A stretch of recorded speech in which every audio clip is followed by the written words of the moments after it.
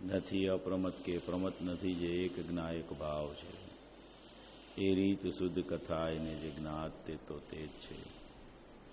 જમ નેત્ર તેમજ જ્ઞાન નથી કારક નથી વેદ કરે. જાણે જ કર્મોદય નિર્જરા બંધ તેમજ મોક્ષ में. ધ્રુવ અચલ ને અનુપમ ગતિ પામેલી સર્વે સિદ્ધ ને. વંદી કહું સુત કેવડી કથિતા સમય પ્રાકૃતો. ઓમ શ્રી નમઃ સિદ્ધેભ્ય નમઃ સિદ્ધેભ્ય નમઃ સિદ્ધેભ્ય.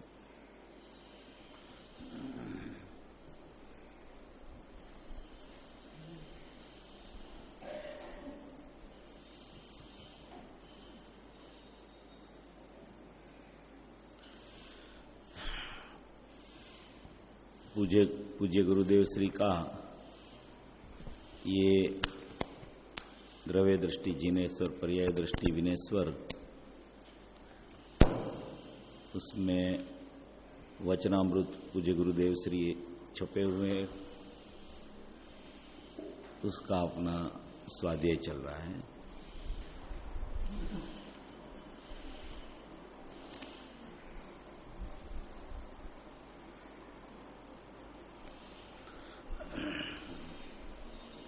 बोल नंबर है 33.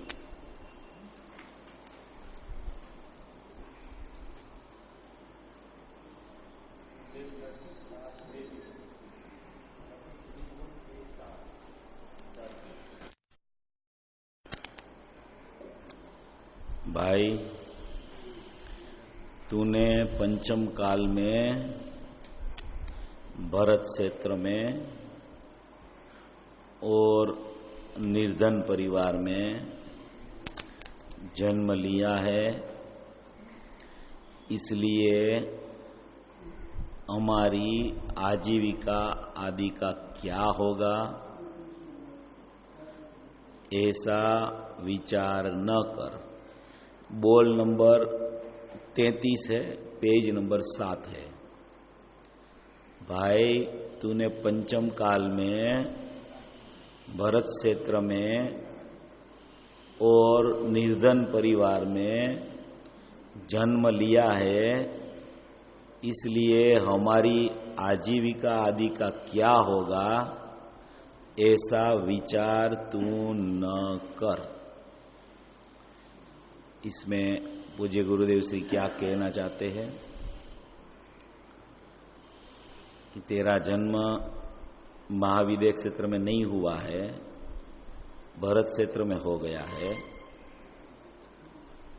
और धन जिसके पास नहीं है, ऐसा बिना धन वाला निर्धन परिवार में तेरा जन्म हो गया है, तो अपनी अभी आजीविका का क्या होगा, ऐसा विचार तू जो कर रहा है, ऐसा विचार तू न कर. क्योंकि महाविदेह क्षेत्र में तो कोई आजीविका का प्रश्न ही नहीं होता है, और यहाँ निर्धन परिवार में जन्म लिया है तो आजीविका का क्या होगा, ऐसा विचार तू न कर. कहना ये चाहते हैं कि तुझे पहले तो अपने पुण्य पर भी भरोसा होना चाहिए. पुरुषार्थ से कभी लक्ष्मी मिलती नहीं है. बाह्य का जो कुछ भी आवागमन होता है लक्ष्मी का, कि कोई भी बाह्य चीजों का, वो सब पुण्य पाप के अधीन है, आना जाना उसका. उसमें अपना कुछ कर्तव्य काम नहीं कर सकता है. अपना पुरुषार्थ अपने चैतन्य तत्व को समझने में ही काम कर सकता है. बाह्य परिस्थितियों में बाह्य बिगाड़ है, उसमें सुधार करने में जीव का पुरुषार्थ कभी कार्यकारी हो सकता नहीं है. इतना तो तुझे जैन कुल में जन्म हुआ है, सर्वज्ञ परमात्मा का तुझे स्वीकार है, तो तुझे इतना तो तेरे पुण्य पर भरोसा होना चाहिए कि मैं अगर शुद्ध चैतन्य तत्व की बात सुनता ही रहूंगा तो आजीविका का कारण तो मेरी पूर्ण प्रकृति के अधीन है, और वो सब पुण्य पाप का खेल है, उसमें मेरा कुछ कर्तव्य नहीं है। किसी को ऐसा लगता है ना कि भाई सवेरे हम गुरुदेव की टेप सुनने मंदिर में जाएंगे, फिर कोई विद्वान का प्रवचन चलता होगा तो उसी में बैठ जाएंगे, तो फिर हमारी आजीविका का क्या होगा? दुकान कौन खोलेगा? ग्राहक आके चले जाएंगे तो नुकसान कितना हो जाएगा? ये सब जीव का कर्तव्य नहीं है। जीव का कर्तव्य मात्र जीव को समझना और जीव को जानना है। इतना तो तुझे अपने बाह्य के लिए पुण्य पर भी भरोसा होना चाहिए। ऐसा नहीं होना चाहिए कि बाहर का कुछ मेरा लूट जाएगा, अगर मैं यहाँ मंदिर में सुनने गया, मेरा टाइम निकल गया, 2 घंटा चला गया तो मेरी बाहर से कुछ मेरी लक्ष्मी चली जाएगी। ऐसा धन का अर्थी हो, इसके लिए ये मार्ग नहीं है। आत्म अर्थी के लिए जिनेंद्र परमात्मा का मार्ग है, और जो आत्म अर्थी होता है वो उसके पुण्य पर सब चीजें छोड़ देता है और अपना पुरुषार्थ खाली अपने शुद्धात्मा को पहचानने में लगा देता है। इसलिए पूज्य गुरुदेव श्री फरमाते हैं कि तूने पंचम काल में भरत क्षेत्र में और निर्धन परिवार में जन्म लिया है, इसलिए हमारी आजीविका आदि का क्या होगा ऐसा विचार तू मत कर। फिर बोल रहे हैं कि तू वर्तमान में और जब तुम देख तब तुम सिद्ध समान ही है। तो वर्तमान में देख या तो जब भी देख, तू तो सिद्ध समान ही चैतन्य परमात्मा है। जिस क्षेत्र में और जिस काल में, कोई भी क्षेत्र हो, भरत क्षेत्र हो कि महाविद्य क्षेत्र हो, पंचम काल हो कि चतुर्थ काल हो, कोई भी क्षेत्र में या तो कोई भी काल में तू तो जब देख तब तू सिद्ध समान ही है। तेरा सिद्ध समान बना कोई भी क्षेत्र में, कोई भी काल में तेरी उत्पत्ति कहीं भी हो जाए, तेरा सिद्धपना, सिद्ध समानपना कहीं भी चला नहीं जाता है। जहां तेरा जन्म हो वहां तू सिद्ध समान है। ऐसा तू तेरे चैतन्य देव को देखना सीख जा कि मैं सिद्ध समान हूं, मैं सिद्ध स्वरूपी हूं, मैं चैतन्य तत्व हूं, मैं अखंड तत्व हूं, मैं ज्ञान आनंद का पिंड हूं, मेरी लक्ष्मी सब मेरे पास है। बाह्य लक्ष्मी तो मेरी है ही नहीं, इसलिए उसमें तो कुछ मैं फेरफार कर ही नहीं सकता हूं। मेरी चैतन्य लक्ष्मी है, वो ना तो कहीं जाती है ना तो कहीं से आती है। वो सिद्ध समान लक्ष्मी मेरे पास ही विद्यमान है, तो बस उनका ही स्वीकार कर, उनको ही देख, उस रूप भी हो जाने का पुरुषार्थ तू वर्तमान में किया कर। क्या मुनिराज को खबर नहीं होगी कि सब संसारी है? मुनिराज को यह पता नहीं कि अभी इनकी पर्याय में संसार चल रहा है, ये सब संसारी जीव है। तो भी बार बार आचार्य भगवान और मुनिराज ऐसा क्यों फरमाते हैं कि तू तो सिद्ध समान है, तुझे सिद्ध होना नहीं है, तू सिद्ध ही है। ऐसा बार बार वो क्यों फरमाते हैं? क्या उसे पता नहीं है कि ये सब जीव तो अभी संसारी है, मोह राग द्वेष उसे वर्त रहा है, अभी तो उनको मनुष्य पर्याय है, 4 गति में चक्कर लगा रहे हैं, शीतपना तो उसको अभी आया नहीं, शीतपना तो क्या सम्यक दर्शन भी अभी हुआ नहीं, क्या वो मुनिराज को पता नहीं है? वो बोलते हैं कि वो पता होने पर भी वो ऐसा बोल रहे हैं कि तू वर्तमान में सिद्ध समान ही जीव है, ऐसा वो फरमा रहे हैं। संसार को मत देख, एक समय की पर्याय में संसार चल रहा है, उसको मत देख, उसको देखना बंद कर दे और वही पर्याय में ऐसा देख कि मैं सिद्ध समान हूं, ऐसा देखना चालू कर दे। ऐसा क्या मुनिराज को खबर नहीं होगी कि सब जीव संसारी है? भाई संसारी और सिद्ध, संसारी और सिद्ध तो पर्याय की अपेक्षा से है। संसारी जीव भी पर्याय की अपेक्षा है, सिद्ध जीव भी पर्याय की अपेक्षा है। वो पर्यायों से पार मेरा चैतन्य तत्व है, वो सिद्ध समान है, वही मैं हूं, ऐसा तेरा पुरुषार्थ तेरी पर्याय में जगा कि मैं तो सिद्ध स्वरूपी चैतन्य परमात्मा हूं, ना तो मैं संसार की पर्याय में गया हूं, ना तो वहां से मेरे वापिस आके सिद्ध की पर्याय में स्थान लेना है। मैं तो कहीं ना जाता हूं, ना तो कहीं से मैं बाहर आके फिर दूसरी जगह जाता हूं। मैं तो जहां हूं वैसा का वैसा वहीं नित्यपणे विराजमान मेरे असंख्य प्रदेश में ठहरा हुआ हूं, वही मेरी चैतन्य सत्ता है।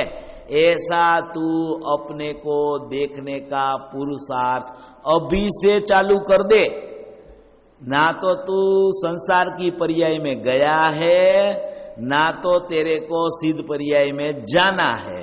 पर्याय में कभी द्रव्य जाता ही नहीं है, ना तो पर्याय कभी द्रव्य में आती है।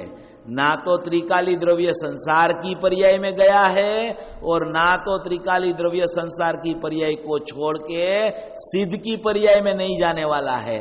वो तो जैसा है वैसा अपने असंख्य प्रदेश में, अपने स्वकाल में, अपने अनंत गुण रूपी भाव में, अपने त्रिकाल निर्विकल्प अपनी सत्ता में प्रथम से ही विद्यमान है और अनंत काल ही उधर ही विद्यमान रहने वाला है।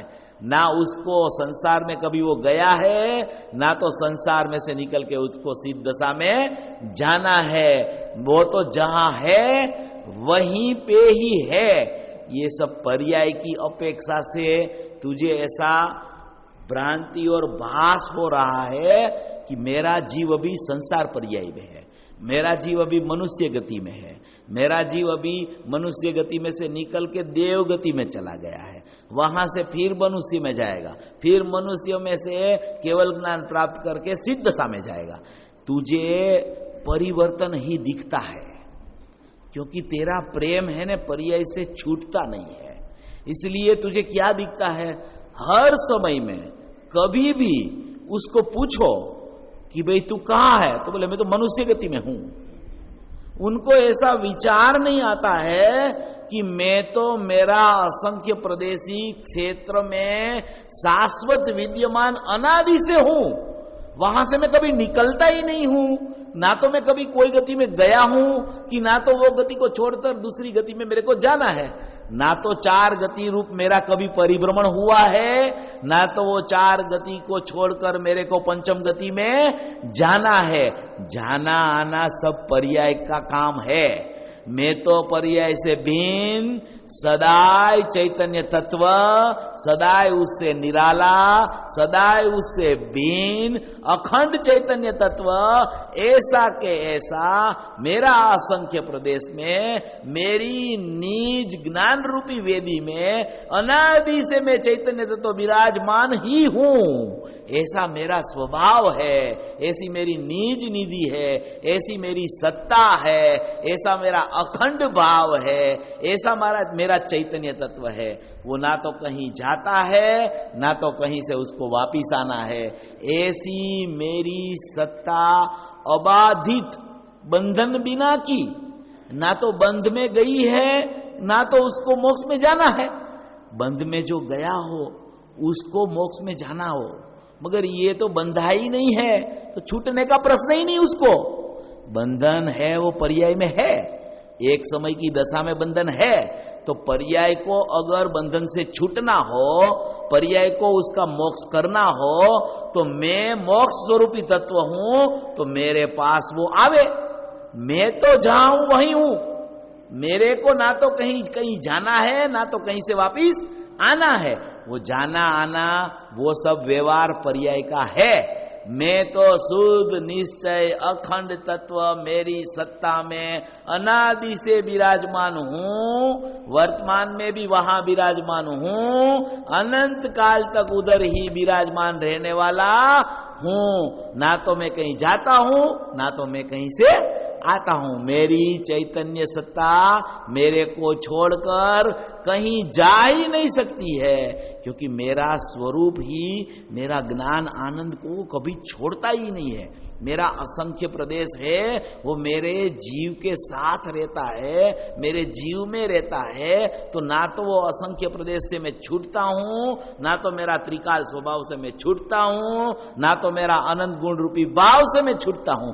मैं ऐसा न ऐसा अंदर में जैसा मेरा स्वभाव है वहीं पे ही मेरा रहना है, वही मेरा शाश्वत गंतव्य स्थान है। वो स्थान कभी छूटता ही नहीं है, ना छूटने वाला है। ऐसा न ऐसा है, कितनी भी पर्याय जाओ, कितनी भी पर्याय आओ, मैं तो जाननहार देखनहार, बस जानने देखने वाला ऐसा न ऐसा परम तत्व हूं। ये पर्याय वहां गई, ये पर्याय वहां से आई, सब होता रहता है, होने योग सब होता रहता है।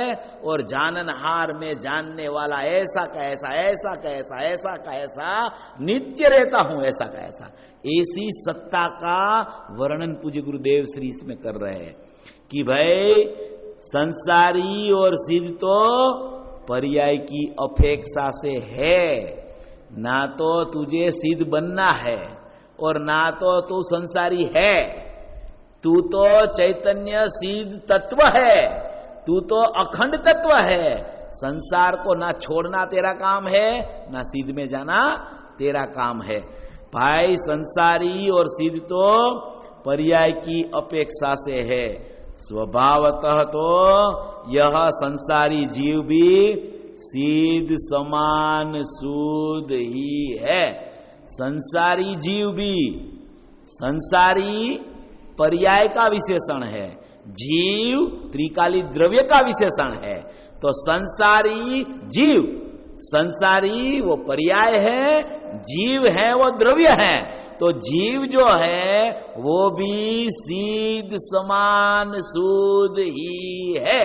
संसार वो पर्याय का विशेषण है और जीव वो द्रव्य का विशेषण है। तो द्रव्य जो है वो तो वर्तमान में भी शुद्ध ही है, संसार की पर्याय में वो कभी गया नहीं। इसलिए जिसको संसारी जीव ऐसा बोला जाए ना, वो संसारी जीव माने कि अभी उसकी वर्तमान पर्याय में संसार प्रकट होते हुए भी वो संसार के पर्याय के भीतर में जो जीव छिपा हुआ है, वो जीव तो अभी इस समय भी सिद्ध समान चैतन्य परमात्मा है। तो ऐसे सिद्ध समान चैतन्य परमात्मा मैं हूं, ऐसी दृष्टि और ऐसी ज्ञान तू कर ले, ऐसा पुरुषार्थ कर, तो तू तेरी पर्याय में सिद्ध बन जाएगा। ऐसा ये पूज्य गुरुदेव श्री इसमें कहना चाहते हैं।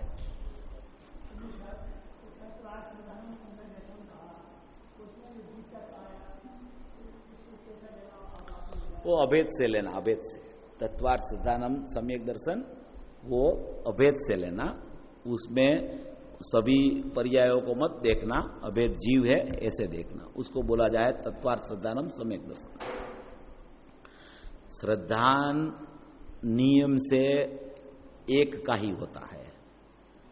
श्रद्धान अगर दो का होवे तो उसे श्रद्धान नहीं बोला जाता। श्रद्धान अगर 7 का होवे तो उसे श्रद्धान नहीं बोला जाता। वो 7 को अभेद करके तत्वार्थ श्रद्धानम ऐसा कहने में आवे तो वो जीव की श्रद्धा है, उसका नाम तत्वार्थ श्रद्धानम सम्यक दर्शन है। अभी दूसरी बात, कोई भी तत्व है माने कि पुण्य पाप आश्रव बंध और सवर निजरा मोक्ष, ये सातों तत्व है। वो सातों तत्व को उसमें सातों तत्व में इसमें अन्वय रूप से छुपा हुआ जीव है, वो जीव की श्रद्धा करना है। वो सात तत्व की श्रद्धा नहीं करना, सातों तत्व में अन्वय रूप से जीव रह गया है। जीव है ना, सातों तत्व में अन्वय रूप से जीव है। तत्व सात है मगर अन्वय रूप से क्या है, हैं? पुण्य परिणाम में भी जीव विद्यमान है कि नहीं, पाप परिणाम में भी जीव विद्यमान है कि नहीं, आश्रव में जीव विद्यमान है कि नहीं, संवर निजरा मोक्ष में जीव विद्यमान है कि नहीं, बंध तत्व में भी अंदर में जीव विद्यमान है कि नहीं। तो सड़ंगपणे सभी तत्व में जीव विद्यमान है। तो वो तत्वों को न देखकर एक जीव तत्व को देखना, उसका नाम तत्वार्थ श्रद्धानम सम्यक दर्शन बोला जाता है। तत्वार्थ श्रद्धानम सम्यक दर्शन का मतलब ऐसा नहीं है कि सातों तत्व की श्रद्धा, उसका नाम सम्यक दर्शन। अहम हमेशा एक तत्व में ही श्रद्धा कर सकती है, सात तत्व में अहम श्रद्धा कभी नहीं कर सकती। सात तत्व का श्रद्धान ऐसे नहीं होता है, सात तत्व का ज्ञान जरूर होता है। जैसे 13वीं गाथा में आया नहीं, 13वीं गाथा है समय सार की 13वीं गाथा, उसमें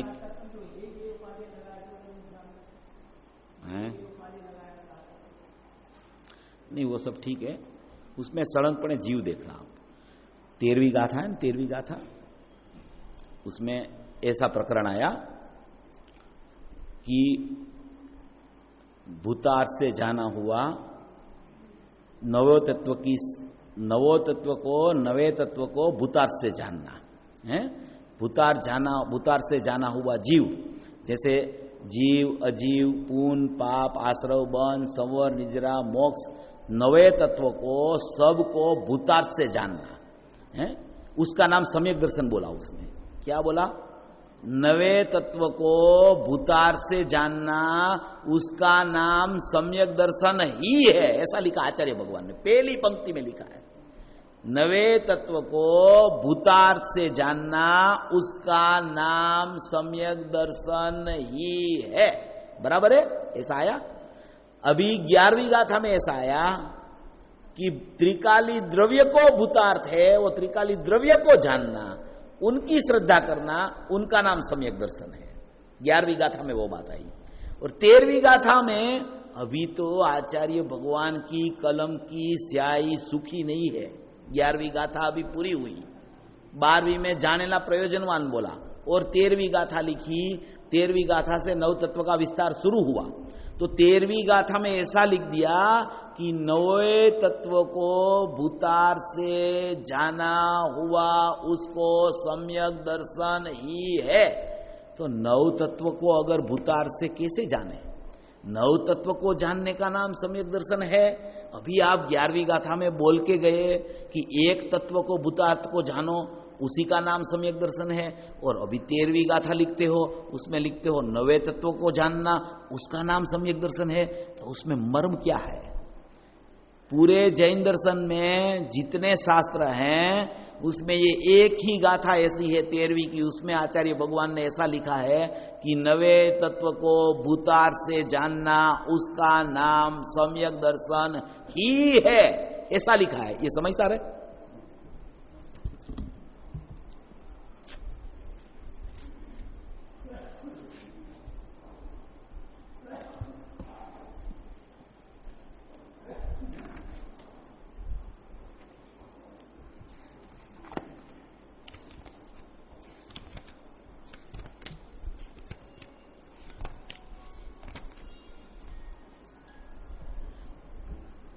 इसमें लिखा है टीका में, पहली पंक्ति है, ये जीवादि नौ तत्व भूतार्थ नहीं से जाने हुए सम्यक दर्शन ही है।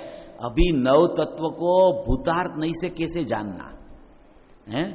तो इसमें एक अर्थ ऐसा निकलता है कि नौ तत्व में छिपी हुई आत्म ज्योति उसमें से निकालना, उसका नाम सम्यक दर्शन है। एक बात तो ये हो गई। अभी इसमें ऐसा लिखा है कि नौ तत्व, उसको भूतार्थ नहीं से जानो। भूतार्थ नहीं माने कि नौ तत्व को, वो नवे तत्व जैसा है ऐसा उसको जानो। माने कि जीव जीव है ऐसा जानो, अजीव अजीव है ऐसा जानो, पुण्य पुण्य है ऐसा जानो, पाप पाप है ऐसा जानो, आश्रव आश्रव है ऐसा जानो, संवर संवर है ऐसा जानो, निर्जरा निर्जरा है ऐसा जानो, बंध बंध है ऐसा जानो, मोक्ष मोक्ष है ऐसा जानो। उस तत्व को उससे जानो कि ये बंध तत्व है वो बंध तत्व है, मोक्ष तत्व है वो मोक्ष तत्व है। जितने भी तत्व है वो तत्व का परिणमन होने योग्य होता है। माने कि निरपेक्ष है नवे तत्व। नवे तत्व निरपेक्ष है, उसको नवे तत्व को भूतार्थ माने निरपेक्ष जानो। जैसा है वैसा जानो, जैसा है ऐसा निरपेक्ष जानने वाले की दृष्टि नव तत्व पर न रह के सिद्धि त्रिकाली द्रव्य पर जाती है। इसमें ऐसा अर्थ छिपा हुआ है। ये जीवादि नव तत्व को भूतार्थ नहीं से जाने सम्यक दर्शन है। नव तत्व को भूतार्थ कैसे जानना कि नव तत्व का परिणमन उसकी स्वतंत्र षटकारक की योग्यता से होने योग होता है, होने योग होता है। इस पे शब्द आया है गाथा में कि देखो वहां विकारी होने योग और विकार करने वाला, यहां आश्रव होने योग, संवर होने योग, मोक्ष होने योग, बंध होने योग, पुण्य पाप होने योग। तो होने योग माने कि जैसा है वैसा थवा योग्य थाई छे, होने योग हो रहा है वो, उसमें आत्मा का कुछ कर्तव्य नहीं है। पर्याय का परिणमन जैसा होने वाला है नवे तत्व का ऐसा हो रहा है। ऐसे वो नवे तत्व को निरपेक्ष जानो। वो निरपेक्ष जानना उसका मतलब उसको भूतार्थ जाना। वो निरपेक्ष और भूतार्थ नवे तत्व को भी जो जीव जानता है उसकी दृष्टि वो नवो तत्व पर से छूटकर एक त्रिकाली द्रव्य पर चली जाती है। माने कि ये दोनों और समझना, एक तो नव तत्व में छुपी हुई आत्मज्योति निकालना और नवे तत्व को निरपेक्ष जानना।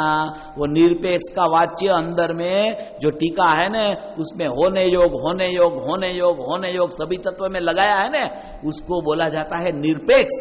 कि होने योग होता है, करने से नहीं होता है, होने योग होता है, होने योग होता है, होने योग होता है, यानी कि वो निरपेक्ष है।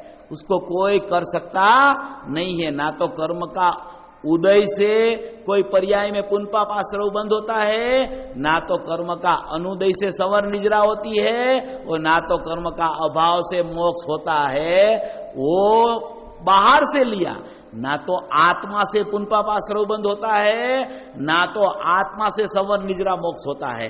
वो होने योग पर्याय अपने स्वकाल में जैसी होने वाली है ऐसी होती रहती है, उसको बोला जाता है भूतार से नव तत्व को जाना। ऐसा ही ये अर्थ है कि तत्वार श्रद्धानम सम्यक दर्शन, तो उसमें एक तत्वार्थ माने तत्व को देखना। नवे तत्व में जो सड़ंगपणे सातों तत्व में जीव जो बिसरा हुआ है, जीव है, वो जीव की श्रद्धान, उसका नाम सम्यक दर्शन है।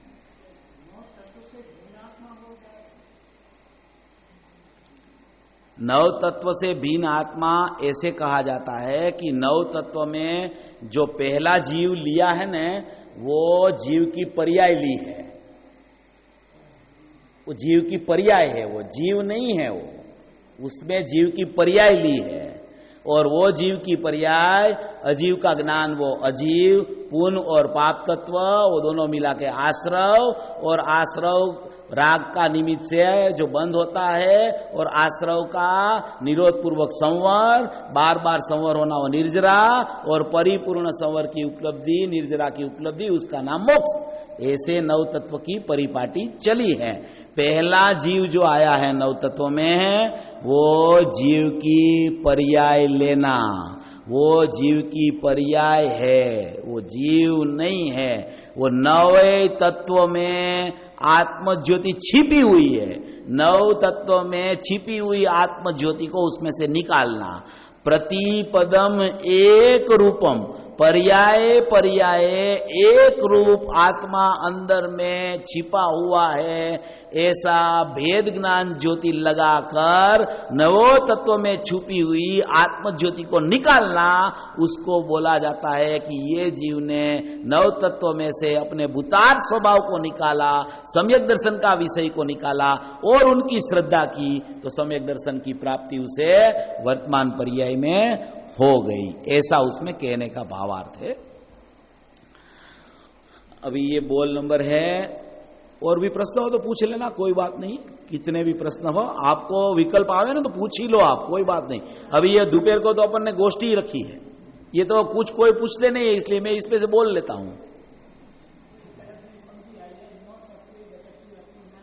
एकत्वम न मुंचती, बराबर है, वो एक पणा को नहीं छोड़ता है, एक पणा को छोड़ता ही नहीं, नव तत्व रूप कभी होता नहीं, अपने एक पणा को छोड़ता नहीं।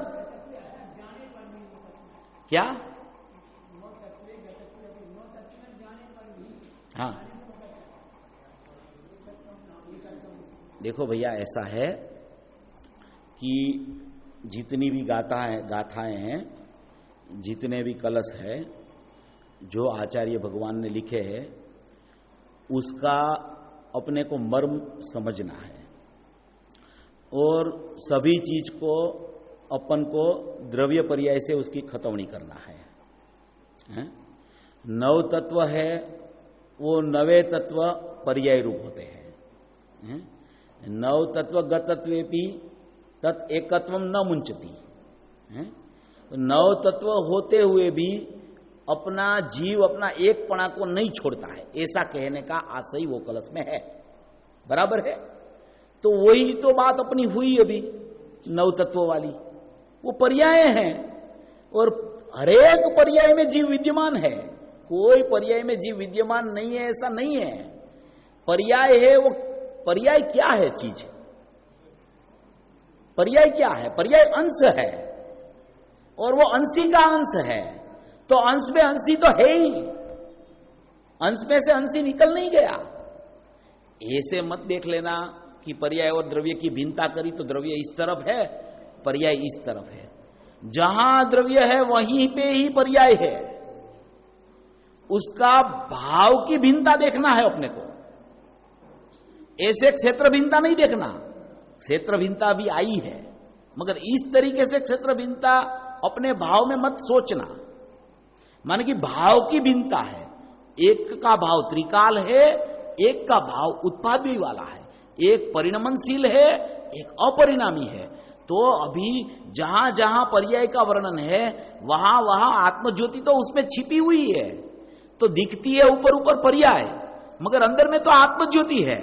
तो पर्याय को गौण करके अंदर में छिपा हुआ आत्मा है, उसको देखना है अपने को, उसको बोला जाता है नव तत्व गतत्वेपि यत् एकत्वम न मुंचती, ऐसा कहने का तात्पर्य है।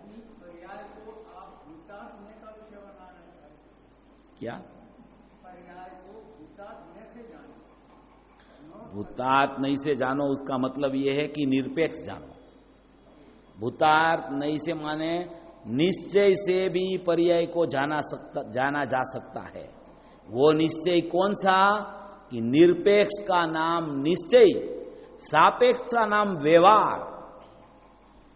भूतार्थ यानी निरपेक्ष, इसमें आया है 13वीं गाथा में कि होने योग होता है, होने योग होता है, यानी कि निरपेक्ष होता है सब परिणमन, उसको किसी की सापेक्षता की जरूरत नहीं है, वो अपने से पर्याय प्रकट होती है। बाह्य कर्म की अपेक्षा भी नहीं है और अंदर में त्रिकाली ध्रुव की अपेक्षा भी उसको नहीं है, वो स्वतंत्रपणे निरपेक्ष प्रकट होती है, अपने सटकारक से निकलती है, अपनी जन्म क्षण में प्रकट होती है, अपने सटकारक अपने में है वहां से निकलती है।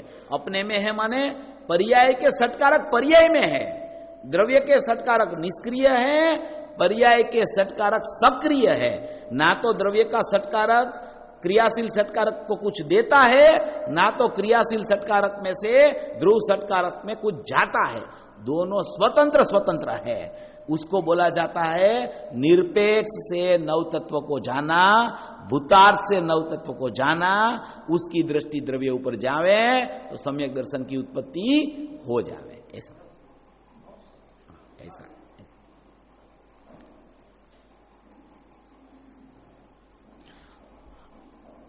अभी 36 नंबर का बोल है, 36 नंबर, पेज नंबर 8 पे। आचार्य देव कहते हैं कि हम अपनी पर्याय में अनंत सिद्धों की स्थापना करते हैं। ये जो पहली गाथा में आया है ना, सबसे पहली गाथा में ये बात आई है।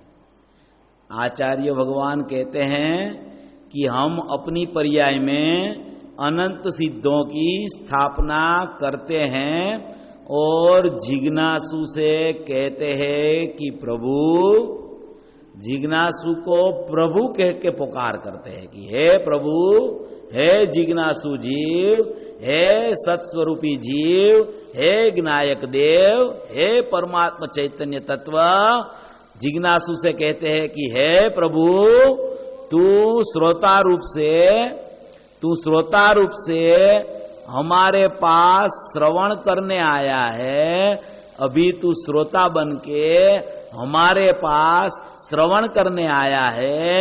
इसीलिए कैसा श्रोता लिया कि श्रोता प्रभु के पास, श्रोता को प्रभु करके बुलाया और प्रभु करके बुला के बोले कि तू श्रोता बनके हमारे पास श्रवण करने आया है, हमारे पास श्रवण करने आया है, तो तेरी भी योग्यता कैसी होगी, तेरी जिज्ञासा ऐसी हो गई कि तू श्रोता बनके हमारे पास श्रवण करने आया है, तो तेरी तो पात्रता अंदर में कितनी है, तेरी अंदर में योग्यता कितनी है, ऐसा हमने देख लिया है। वो देख के हम कहते हैं कि तू श्रोता रूप में हमारे पास श्रवण करने आया है, इसलिए तेरी योग्यता देखकर, तेरी योग्यता हमने ऐसी देखी है कि जैसे तेरी पर्याय में भी अनंत सिद्धों को हम स्थापित कर देते हैं। हमने हमारी पर्याय में तो अनंत सिद्धों की स्थापना की, मगर तू श्रोता बनके हमारे पास सुनने आया है, तो हमने तो ऐसी योग्यता तेरे में देखी है कि तेरी पर्याय में अनंत सिद्धों की स्थापना हमने तेरी पर्याय में भी कर दी है। उसमें हम स्थापना करते हैं तेरी पर्याय में अनंत सिद्ध की स्थापना। आप सोचिए, अनंत सिद्धों की स्थापना किसे बोली जाती है? एक पर्याय में अनंत सिद्धों की स्थापना आचार्य भगवान ने श्रोता की पर्याय में कर दी। अपनी पर्याय में तो हमने अनंत सिद्धों की स्थापना जब की थी, तब तो हम स्वसंवेदन करके चौथे पांचवें गुणस्थान में पास करके बाद में सातवें छठे गुणस्थान में हम झूल रहे हैं। प्रचुर स्वसंवेदन हमें चल रहा है, अनंत सिद्धों की स्थापना हमने की है, तो हमारा सिद्धपना भी अभी बहुत नजदीक आने का आ गया है। तो हमको तू सुनने आया है, तू श्रोता बनके, जिज्ञासु बनके हमारे पास आया है, हमारा प्रचुर स्वसंवेदन को तुमने देखा और तुम आया है कि हम इनके पास जावें तो हमारा भी कल्याण हो जाएगा। तो हमने ऐसी तेरे में योग्यता देखी है कि हम तेरी पर्याय में भी अनंत सिद्धों की स्थापना करते हैं। हमें पता है कि तू भी हमारी तरह अब भी सिद्ध होने वाला है, अब भी सिद्ध होने वाला है। जो जीव को सिद्धपना स्वभाव में बैठा, उनकी पर्याय में सिद्ध दशा आने में देर नहीं लगती है। जिसको पता चल गया कि मेरा स्वभाव ही सिद्ध समान है, सर्वज्ञत्व शक्ति का धारक मैं हूं, सर्वदर्शी शक्ति का धारक मैं हूं, ऐसा स्वभाव जिसे बैठा उसकी पर्याय में सिद्ध दशा होने का काल पक गया है। ऐसा हमने योग्यता तेरी देख के तेरी पर्याय में अनंत सिद्धों की स्थापना कर दी है। अनंत सिद्धों को स्थापित कर सके ऐसी तेरी पर्याय की योग्यता हम देख रहे हैं। तेरे में ऐसी योग्यता हम देख रहे हैं कि अनंत सिद्धों की स्थापना हम कर सके, ऐसी तेरी पर्याय की योग्यता मेरे ज्ञान में आ गई है। मेरा ज्ञान है ने वो स्वपर प्रकाशक है, और वो स्वपर प्रकाशक ज्ञान है ने वो सबको जानता है, वो सबको जानता है। तो तुझे भी ऐसा जान लिया है कि तू अभी सिद्ध होने वाला है, तेरी योग्यता ऐसी पक गई है। इसीलिए तेरी पर्याय में हम, जैसे हमेरी पर्याय में अनंत सिद्ध की स्थापना की थी, ऐसी तेरी पर्याय में हम अनंत सिद्ध की स्थापना करके ये शुरू कर रहे हैं समय सार। अनंत सिद्धों की तेरी पर्याय में स्थापना करके समय सार की शुरुआत हम कर रहे हैं।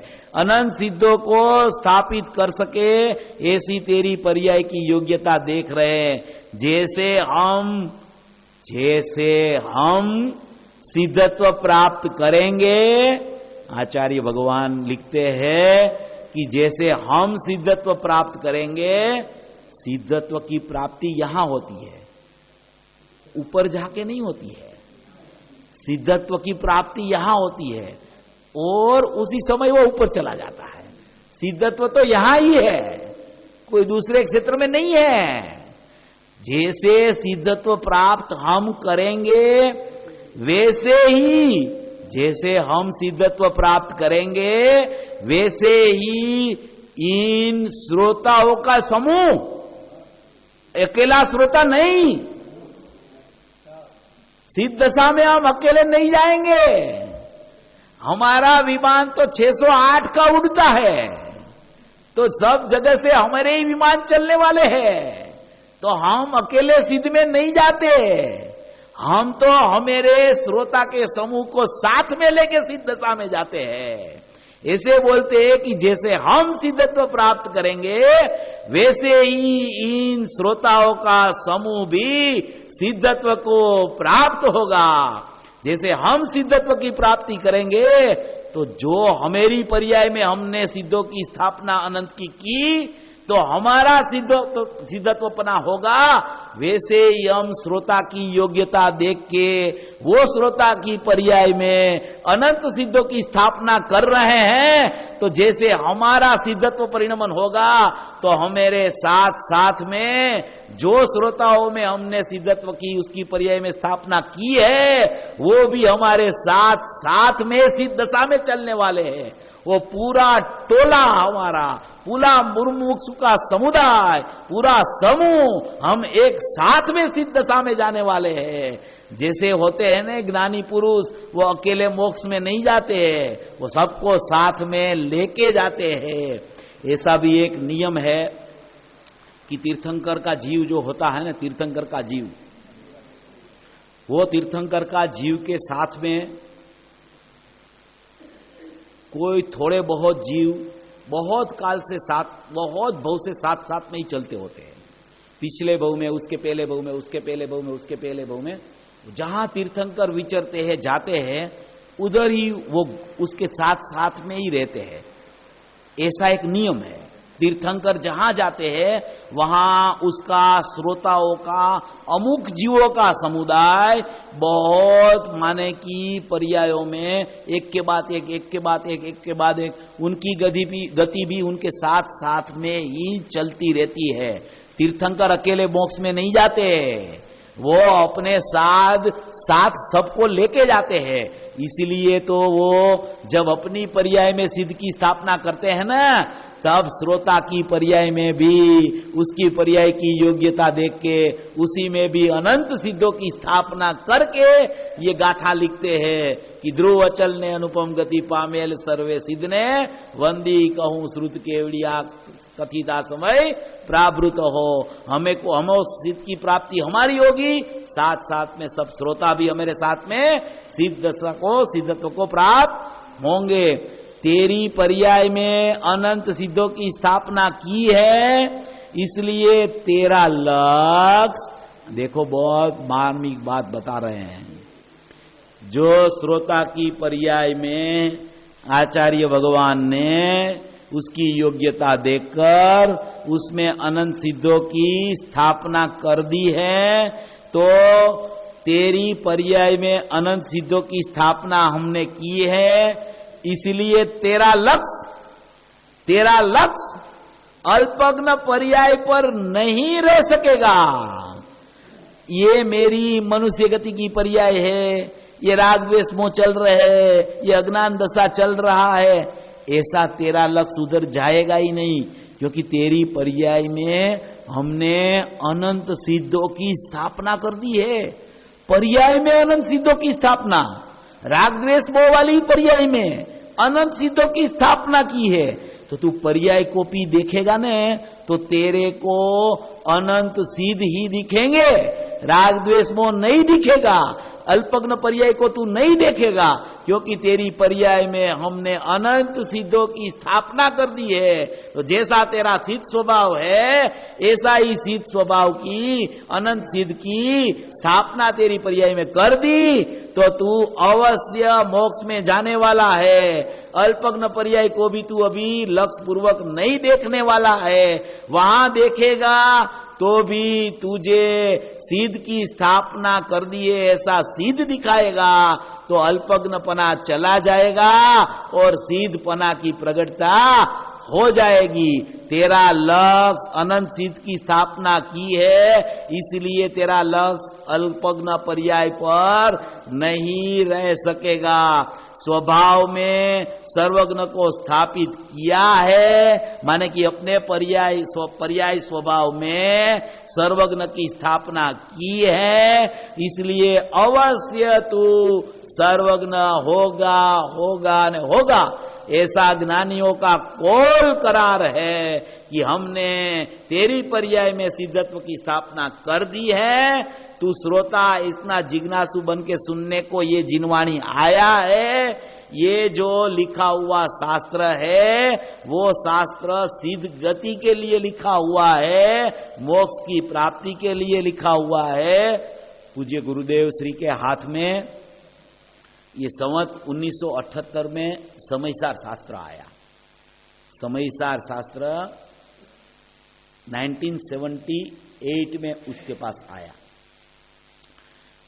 फाल्गुन महीने में उसके पास ये शास्त्र आया, उसके हाथ में 78 में।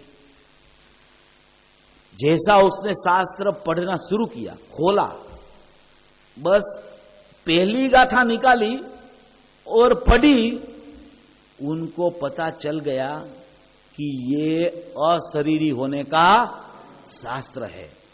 उसके मुखारविंद से उद्गार निकल पड़े कि ये तो अशरीरी होने का शास्त्र है। शरीर रहित होना हो तो समयसार पढ़ो, समयसार में शरीर रहित होने का मार्ग दिखाया है। अभी वो तो थे श्वेतांबर पंथ में, स्थानकवासी साधु थे। 70 में दीक्षा ली, 78 में समयसार हाथ आया, 82 में मोक्ष मार्ग प्रकाशक हाथ में आया, 91 में वो पंथ छोड़ दिया और 91 में परिवर्तन कर दिया। अभी जो ये 78 में उसके पास फाल्गुन महीने में समयसार हाथ में आया, बहुत मार्मिक बात है। फाल्गुन महीने में उसके पास ये समयसार हाथ में आया और मात्र 2 महीने में उनको अंदर से अपना स्वरूप का संचेतन हो गया। माने कि पूर्व भव में उसने जो सुना था, महाविद्य क्षेत्र में जो खुद राजकुमार बन के वो रहे हुए थे, वो भी कुंकुनाचार्य जब गए तब हाथी के ओदे पर तीर्थंकर भगवान की दिव्य ध्वनि सुनने जाते थे। वो सब उसको ये समयसार को देख के ही स्मरण में आ गया कि ओहो, मार्ग तो यही सच्चा है, यही सच्चा मार्ग है, ये तो मैंने सुना है, ये तो मेरी कहानी है, इसमें तो मेरा सब स्वभाव लिखा है। उसको 78 में ये समयसार हाथ में आते हुए ही पता चल गया उसको, और मात्र 2 महीने के अंतर में उसको पूर्व का अनुसंधान होकर स्वसंवेदन की प्राप्ति हो गई। माने कि ये समयसार पढ़ना शुरू किया और 11वीं गाथा आई। 11वीं गाथा के निमित्त से पूज्य गुरुदेव को सम्यक दर्शन की प्राप्ति हुई। 11वीं गाथा जब उसके हाथ में आई, उसने पढ़ना शुरू किया कि भूतार स्वभाव ही अकेला मैं हूं और सगड़ाई व्यवहार अभूतार्थ है, और भूतार्थ के आश्रय से ही सम्यक दर्शन की प्राप्ति होती है। वो गाथा उसने पढ़ी तो गाथा पढ़ते पढ़ते पढ़ते उसको सम्यक दर्शन की प्राप्ति हो गई। तो मेरा कहना यह है कि ये समय सार में ऐसा उत्कृष्ट निमित्त पड़ा हुआ है कि उसकी कोई भी गाथा खोलो, कोई भी गाथा, 11वीं गाथा, 6ठी गाथा, 320वीं गाथा, ऐसा मैं नहीं बोल रहा, कोई भी गाथा खोलो, प्रयोजनभूत गाथाएं होती है। इसमें गाथाएं तो सब आचार्य भगवान की लिखी होती है ना, वो सब प्रयोजनभूत है। सब प्रयोजनभूत कैसे हैं? कोई गाथाएं नास्ति करने के लिए प्रयोजनभूत है और कोई गाथाएं अस्थि के लिए प्रयोजनभूत है। माने कि सभी गाथाएं प्रयोजनभूत है।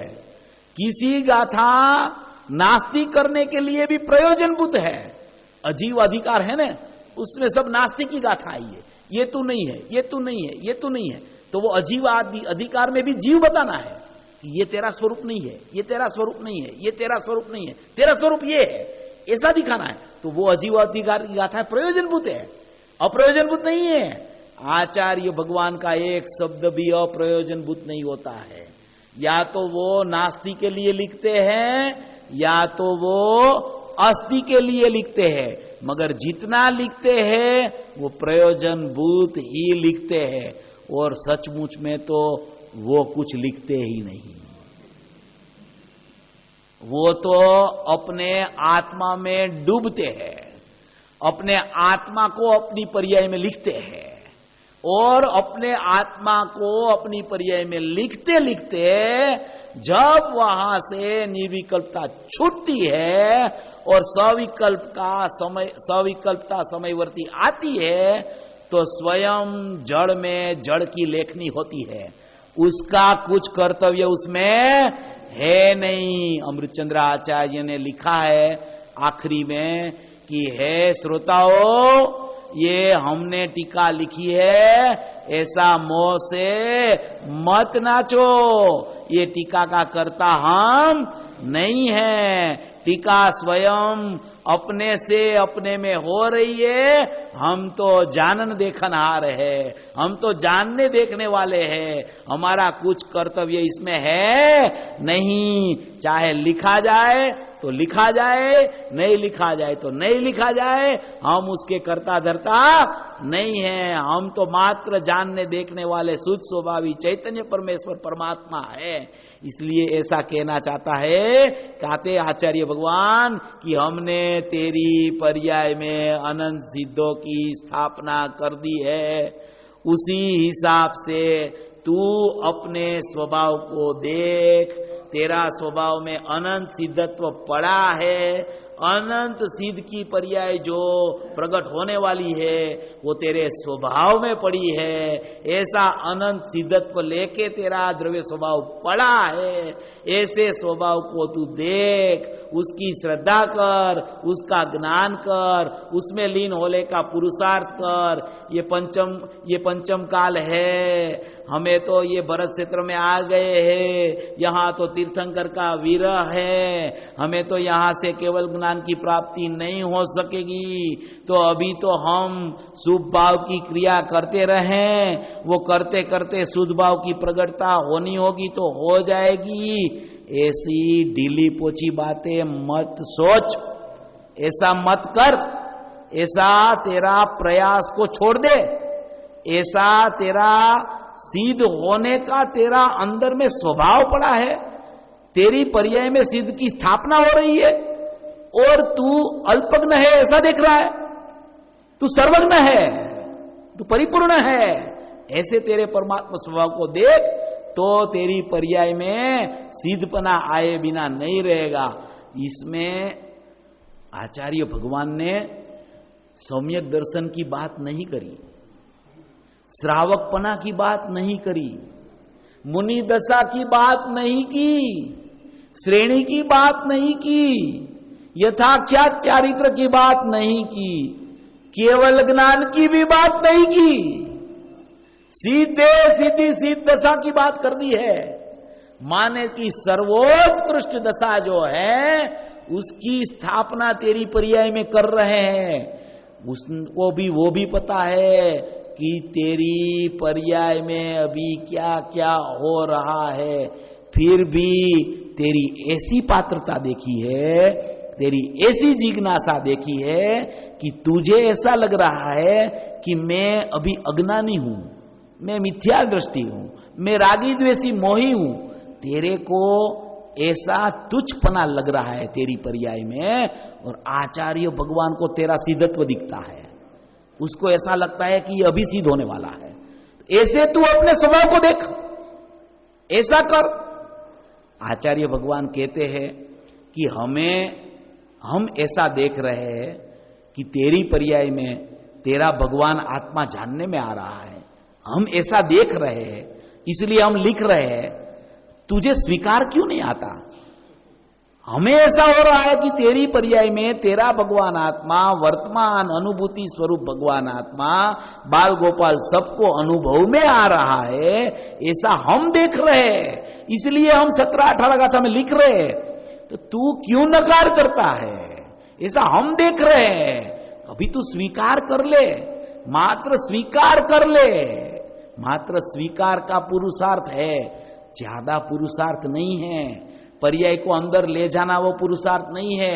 पर्याय में तो द्रव्य विद्यमान है, बस वो स्वीकार कर, वो स्वीकार का काम है। बस स्वीकार किया तो सर्वज्ञत्व का अंश प्रकट हो जाएगा और तू अल्प काल में सिद्ध दशा में शामिल हो जाएगा।